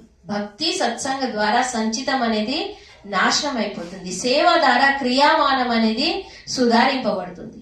క్రియామానం సుధారించబడినట్టయితే అది సంచితం అనేది క్రెడిట్ కాదు, మళ్ళీ డిపాజిట్ అనేది కాదు. డిపాజిట్ అయినది కూడా కాలిపోతుంది. ఏది నిజము ఏది అబద్ధం అనేది స్పష్టంగా మనకు తెలుస్తుంది అనమాట. అప్పుడు మనం వేసుకున్నటువంటి రంగు జోళ్లు, ఆ అద్దాల జోళ్లు ఏవైతే ఉన్నాయో అవి దించి మనము మన దృష్టితో చూస్తాం. అప్పుడు ఏ రంగు ఉంది, మీ చొక్కా ఏ రంగు ఉందని కరెక్ట్ గా నేను చెప్పగలుగుతాను. ఒకవేళ ఎర్ర రంగు జోళ్లు పెట్టుకున్నానంటే మీ చొక్కాలన్నీ ఎర్రగా కనిపిస్తాయి. నాకు పచ్చ రంగు జోళ్లు పెట్టుకున్నానంటే పసుపు రంగులో కనిపిస్తాయి. ఈ విధంగా ఏ దృష్టితో మనం చూసినట్టయితే ప్రపంచం ఆ దృష్టిలోనే రంగు మార్పిడి అయిపోతుంది మనకి కదా. కనుక ఈ జోళ్లను విడిసేసినామంటే వివేకము విచారం అనే దృష్టి ఏమైతుంది, పుష్టి అవుతుంది. అది పుష్టి అయినప్పుడు, పరిపక్వత అయినప్పుడు సత్సంగం యొక్క మహత్యాన్ని మనం తెలుసుకోగలుగుతాం. సత్సంగంలో చాలా బలం ఉందండి. సత్సంగతంలో మహారాజులు ఏమయ్యారు, సంత చరణాలలోకి దొర్లిపోయారన్నమాట. వైరాగ్యం తీసుకున్నారంటే అంత సంపాదనలో, అంత రాజరికంలో లేనటువంటి సుఖం ఎందులో ఉంది. జో సుఖ పాయో రామ భజన్ మే, కవి సార్ చెప్పారు, సో సుఖ నాహి అమీరీ మే मन लागो मेरो యార్ ఫకీరీ మే. మనసు అనేది ఎక్కడ లాగింది కబీర్ సాహెబ్జీకి? ఫకీరీలో లాగింది. ఫకీరీ అంటే అన్ని, ఏది లెక్క చేయని వాడు ఫకీరుడు, ఏది లెక్క చేయని వాడు ఫకీరుడు. అమీరుడు అంటే అన్నిటికీ లెక్క చేసి పోగేసుకునేటటువంటి వాడు అమీరుడు. సో అమీరిలో లేనటువంటి సుఖము, శాంతి, సౌకర్యము, ఆత్మ కళ్యాణము, ఆత్మ బోధన ఎందులో ఉందట? ఫకీరిలో ఉంది. సో ఈ ఫకీరిలో ఉన్నటువంటి ఆనందం అనేది మహారాజులు అనేది అన్ని త్యాగం చేసేసారు. అన్ని త్యాగం చేసి గురువుల చరణాలలో బలక్ బుకారా ఉండే, బలక్ బుకారా రాజు అన్నమాట. ఆ రాజు, మీ సమయం ఎంతవరకు అండి? నేను చెప్తూనే ఉంటాను, 10 నిమిషాలు. సో రాజు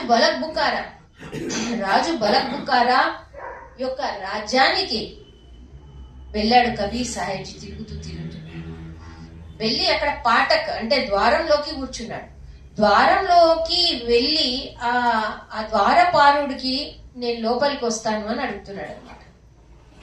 ఎవరివి నువ్వు అంటే, నేను కబీర్ని. నేను సరే కబీర్ అయితే ఏంది, ఇక్కడ లోపల ఉండడానికి అవకాశం లేదు, నేను యాత్ర చేసుకుంటూ వచ్చాను, 2-3 రోజులు నాకు ఇక్కడ ఉండేది ఉంది, రెస్ట్ తీసుకొని నేను వెళ్తానని కబీర్ సాహెబ్ చెప్తున్నా. ఇది రెస్ట్ తీసుకోవడానికి ఏమైనా ధర్మశాలనా అని అడిగాడట ఆయన. అయ్యో నేను ధర్మశాల అనుకునే వచ్చాను, ఈ ధర్మశాల లాగానే నాకు కనపడుతుంది అని అన్నాడట. రాజ్ దర్బార్ని ఆయన ఏమన్నాడు కబీర్ సాహెబ్జీ? ధర్మశాల అన్నాడు. ధర్మశాల అంటే ఏంటండి? 1 రోజుకి 2 రోజులకి నివాసం చేసి వెళ్ళిపోయేదానికి ధర్మశాల అంట. సో కాదు ఈ ధర్మశాల ఎట్లా, నీవు ఏమైనా అందుడవైపోయినావా? ధర్మశాల కాదు, ఇది రాజ్య భోగాలు ఉన్నటువంటి రాజ్యం ఇది. అవునా? సరే నాకు నీకు తెలిసినంత వరకు చెప్పు, మీ రాజు కన్నా ముందు ఎవరున్నారు? మా రాజు కన్నా ముందు ఫలానా రాజు ఉండే అని పేరు చెప్పిండట. ఆ ఫలానా రాజు కన్నా ముందు ఎవరుండే? ఇంకా ఎవరో ఉండే, ఇంకా ఆయనకు గుర్తులేదు పేరు, ఏమో ఎవరుండేనో తెలియదు, పేర్లు తెలియదు నాకు. అయితే తెలియని పేర్లు వచ్చి పోతున్నారనమాట. వీళ్ళంతా వచ్చిపోయే వాళ్ళని ఏమంటారు? ధర్మశాల అంటారు. అవునా? వాళ్ళు స్థాయిగా ఉన్నారా? వాళ్ళ తాత ముత్తాతలు లేరు. ఈయన కూడా వెళ్ళిపోతాడు. మీరు రాజు గొప్పగా చెప్పుకుంటున్నారు, ఆయన కూడా 1 రోజు వెళ్ళిపోతాడు. అంటే అక్కడ పైన ఆ బలక్ బుకారా అనే రాజు అన్ని గమనిస్తున్నాడు అనమాట. అన్ని గమనించి చూడండి, వ్యక్తులలో సంస్కార బలం అనేది ఉంటే దూరంగా ఉండి కూడా జ్ఞాన బోధన అనేది అయిపోతుంది. వ్యక్తులలో సంస్కారం అనేది లేకపోతే, ఆ సద్బోధన సంస్కారం అనేది లేకపోతే గురువు సమీపంలో కూర్చొని కూడా జ్ఞానాన్ని నేర్చుకోలేకపోతారు. ఇది సంస్కార బలం, ఇది వాసన బలం. సో ఆ విధంగా బలక్ బుకారా ఉన్న పరంగా కిందికి పరిగెత్తుకొని వచ్చి కబీర్ సాహెబ్జీ చరణాలలోకి పడిపోయాడు. అన్ని ఉన్నాయి లేనివన్నీ అదే తత్కాలమే తత్క్షణమే అన్ని త్యాగం చేశాడు. ఈ రోజు మీరేమైనా త్యాగం చేయగలుగుతారా అట్లాంటిది? బలక్ బుకారా రాజ్యాన్ని వదిలిపెట్టేసిందంటే మీరు కొంచెం ఎక్స్పెక్ట్ చేయండి ఆ జ్ఞానంలో, ఆ యొక్క సంస్కారంలో ఎంత బలం ఉండే. నిర్భయుడు అయిపోయాడు. అప్పుడే ఒక భజన రాశాడనమాట. మీరు వైరాగ్య శతకలో చూస్తే కనిపిస్తుంది. हमने है इश्क मस्ताने हमन को होशियारी क्या रहे आजाद हम जग में हमें दुनिया से यारी क्या. ప్రపంచంతో నాకేంటి వాస్తా? హమన్ హే ఇష్క్ మస్తాని, నేను ప్రేమలో మొహబ్బత్లో నేను బాగా ముదిరిపోయాను. నాకు కబీర్ సాహెబ్ జీ ఇచ్చినటువంటి జ్ఞాన బోధలను నేను ఏమైపోయాను. మీరాబాయి కూడా ఎంత పిచ్చిదైపోయిండే. అవునా? రామ్ కృష్ణుడి భక్తిలో ఓ తో గలీ గలీ హరి గుణ గానే లగి మేలో మే పలి బన్కే జోగన్ చలి మీరా రాణి దివానీ కహానే లగి. పిచ్చిది అన్నారు మీరాబాయికి. మాకు కూడా చాలా మంది పిచ్చోళ్ళని అన్నారు. మాకు కూడా అన్నారు స్టార్టింగ్ లో, ఇప్పుడు అనడం లేదు కానీ అన్నారు కొంత. ఇంత చిన్న వయసులో ఇవన్నీ వేసుకొని వెళ్ళడం ఏంటి అనేసి. సో ఆ విధంగా కబీర్ సాహెబ్ జీ ఒక గులాముడు అయిపోయారు. ఎవరు? బలక్ బుకారా. అది హిస్టరీలో ఆయన జీవితం అయి ఉన్నాడు అనమాట.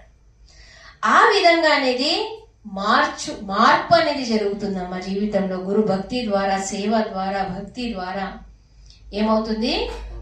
మార్పు అనేది జరుగుతుంది. ఈ మార్పులు జరిగినప్పుడే మానవుల్లోకి రావడానికి అవకాశం అనేది ఉంటుంది. సద్విచారులు, ఉదార స్వభావము, సద్జ్ఞానము, సద్బోధన గనక మన లోపల ఉన్నట్టయితే, మన స్వార్థ బుద్ధిని వదిలేసినట్టయితే, నిన్న కథ విన్నాం కదా, ఆ కథ అవునా? ఒక్కొక్క జీవి ఒక్కొక్క సంస్కారాల నుంచి వస్తుంది. ఆ సంస్కారాలు అనేవి మనలో ఉంటాయి. ఆ సంస్కారాలని ఏం చేయాలి? పశు సంస్కారాలు మన లోపల ఉన్నాయన్నమాట. ఈ పశు సంస్కారాలు అనేది గురు బోధన ద్వారా నిదానంగా ఒక్కొక్కటి చేస్తూ దాన్ని తొలగించేసి, అవునా, ఆత్మ బోధనలో అనేది మనం నిల్చుండిపోయినట్టయితే మనకు కావలసినటువంటి శాంతము, సుఖము అనేది లభిస్తుంది. ఇందు కారణంగానే ఈ జీవితం అనేది లభించింది. అది మర్చిపోయి మధ్యదారిలో అనేది మనకి ఏవేవో దొరికాయి. మనకి ఏమేమి దొరికింది? పేరు పెట్టింది ఎవరో, పేరు వచ్చింది మధ్యలోనే, శరీరం వచ్చింది మధ్యలోనే, మనది కాదు. తల్లిదండ్రి యొక్క దయదృష్టి వల్ల ఈ శరీరం అనేది లభించింది. పేరు కూడా ఎవరో పెట్టారు. అవునా? చదువుకున్నాము. ఇవన్నీ సమాజం నుంచి మనం లభించినటువంటి వస్తువులు. ఈ సమాజం నుంచి లభించినటువంటి వాటి గురించి మనం చాలా అహంకారపడుతుంటాం కదా, చాలా అహంకారపడుతుంటాం. కానీ మనకు దొరికినటువంటి ఈ జీవితం అనేది అమూల్యమైనటువంటి జీవితం. మానుష జన్మ దుర్లభ హై బహురిన దూజీ బార్ పక్కా ఫల్జో గిరిపరా బహురిన లాగే డార్. మనిషి జన్మం అనేది చాలా దుర్లభము, సులభం కాదు. ఇది చాలా దుర్లభము. ఏ విధంగా మామిడి పండు జారి కింద పడిపోయిందో చెట్టు నుంచి, ఆ జారిన పండును మళ్ళీ అతికేయాలంటే ఎవరి వల్లను సాధ్యం కాదు. అదే విధంగా ఈ మనిషి జన్మ అనేది, ఆయువు అనేది పూర్తి అయిపోయింది అంటే, రాలిపోయినామంటే మళ్ళీ తిరగా ఈ మనిషి జన్మలోకి రావడం అనేది చాలా కష్టము. అది ఎంతో ఉత్తమ కర్మ మనం చేసుకున్నట్టయితేనే ఆ మనిషి జన్మలోకి వస్తాము. లేకపోతే ఆవాగమనం అనే చక్రంలో తిరుగుతూ వేరే ఇతర యోనిలలో తిరుగుతూ అప్పుడు మనిషి జన్మలోకి వస్తాం. గాని మళ్ళీ పశు సంస్కారాన్ని తీసుకొని వస్తాం. సత్య జ్ఞానం అంటే, సత్సంగతం అంటే రుచి ఉండదు. సత్సంగతంలో ఎవరైనా పట్టుకొని తీసుకెళ్ళినా కూడా అక్కడ ఏమొస్తుంది? మనకి నిద్ర వస్తుంది. సత్సంగంలోకి ఎవరైనా బై ఫోర్స్ తీసుకెళ్ళినా కూడా అక్కడ ఏమొస్తుంది? వినడానికి కూర్చున్నాం, నిద్ర వస్తుంది, బోర్ కొడుతుంటది. అయ్యో అమ్మ ఇంకా ఆఫ్ చేయండి సత్సంగం అని అనిపిస్తుంది లోపల నుంచి. అనిపిస్తుందా ఇప్పుడేమన్నా? సో ఆ విధంగా అనేది ఈ మనిషి జన్మ అనేది దొరికింది మన ఆత్మ కళ్యాణం గురించండి. ఈ మధ్యలో ఏవైతే దొరికాయో ఇవన్నీను వదిలిపెట్టి పోవాల్సిందే. ఇది స్వప్నంలో దొరికినటువంటి వస్తువు కదా. మనం టీవీలో చూస్తున్నాం, నానా రకాల స్వీట్స్ వస్తున్నాయి. అవునా? గులాబ్ జామున్ చూపిస్తున్నారు, అది చూపిస్తున్నారు. అవన్నీ మనకి లభిస్తాయా? సంసారం ఎప్పుడు ప్రతీతం అవుతుంది, ప్రాప్తి కాదు. సంసారం అనేది ప్రతీతం అవుతుంది. ప్రతీతం కావడం అంటే కేవలం చూడడానికి మాత్రమే దొరుకుతుంది అది. అందులో ప్రాప్తి అయ్యేది మనకి ఏది లేదు కదా, ఏదీ లేదు. ఇల్లు, పిల్లలు, పేరు, ప్రతిష్ట, విద్య, బుద్ధి, ఇవన్నీ ఏంటండి, ధనము, బంగ్లాలు, కార్లు, మేడలు, ఇవన్నీ స్వప్నంలో దొరికినటువంటివి. స్వప్నంలో దొరికాయి. జీవి ముందు స్వప్నం ఇవంతాను. ఇది స్వప్నంలో దొరికాయి. స్వప్నం పూర్తి అయిపోయగానే ఏది ఎక్కడుంది అంటాం కదా. ఇక్కడ కళ్ళు మూస్తే స్వప్నంలో నుంచి బయటపడుతున్నాం, ఇక్కడ కళ్ళు తెరిస్తే స్వప్నంలో నుంచి బయటపడుతున్నాం. రోజు మృత్యుకి లోనవుతున్నాం మనం, రోజు మృత్యుకి లోనవుతున్నాం. అయినప్పటికీ తెలుసుకోవడం లేదు. శరీరం అంతా అలసిపోయిన తర్వాత పడుకుంటారు కదా మీరు, అదేంటి స్వల్పకాల మృత్యు అంటారు దాన్ని. అదేంటండి స్వల్పకాల మృత్యువు. ఆ మృత్యువులో శరీరం అంతా సున్నమైపోతుంది, మృత్యు అవస్థలో ఉంటాం, సుషుప్తిలోకి వెళ్ళిపోతుంది. కానీ జీవి జాగృతమై ఉన్నాడు అక్కడ, జీవి జాగృతమై ఉన్నాడు. అది మృత్యు కదా. ఆ మృత్యు కానీ స్వల్పకాల మృత్యు. అది ఆ స్వప్నంలో ఏమేమి వస్తున్నాయి మీకు అన్ని చిక్కుతాయా అవి? అవునా? పెద్ద ఐశ్వర్యవంతుడు అయిపోయావు, పెద్ద రాజు అయిపోయావు నువ్వు కళలో, స్వప్నంలో. కళ్ళు తెరిచి చూస్తే నిజంగా రాజు అయిపోయావా? లేదు. అదే విధంగా ఇక్కడ రాజులం అయిపోయాము. ఎన్నెన్నో పెద్ద పెద్ద మినిస్టర్ హోదాలు వచ్చేసినాయి మనకు. తండ్రి అనే పదవి వచ్చింది, తల్లి అనే పదవి వచ్చింది, ఎన్నో రకాలుగా ఎన్నో వచ్చేసాయి. కానీ ఏదినూ మనది కాదు. ఇది ప్రతీతం మాత్రమే అవుతుంది, ప్రాప్తి కాదు. ఈ ప్రాప్తి కాదు అనే విషయాన్ని చక్కగా మనం సత్సంగంలో నేర్చుకొని దాని ప్రకారంగా ఈ 3 దోషాలని కాలు, సంధి, ఝాయి, సంధి, కాలు. సంధ్యాపాటలో వింటారు కదా కాంత, ఝాయి, సంధి और కాలు. ఈ 3 నుంచి రక్షించేది గురువు, గురు భక్తి. గురు భక్తి కర్ దేతే హై సకల పాపకో నాశ్. అవునా? సకల పాపకో నాశ్. ఒక్క పాపం కాదండి, సకల పాపాలను అనేది నాశనం చేసేది. ఇక సంచితం ఏదైతే ఉందో అది భస్మం అయిపోతుంది. మళ్ళీ జన్మ లేకపోతే సంచితం అనేది మీ ముందుకు రాదు.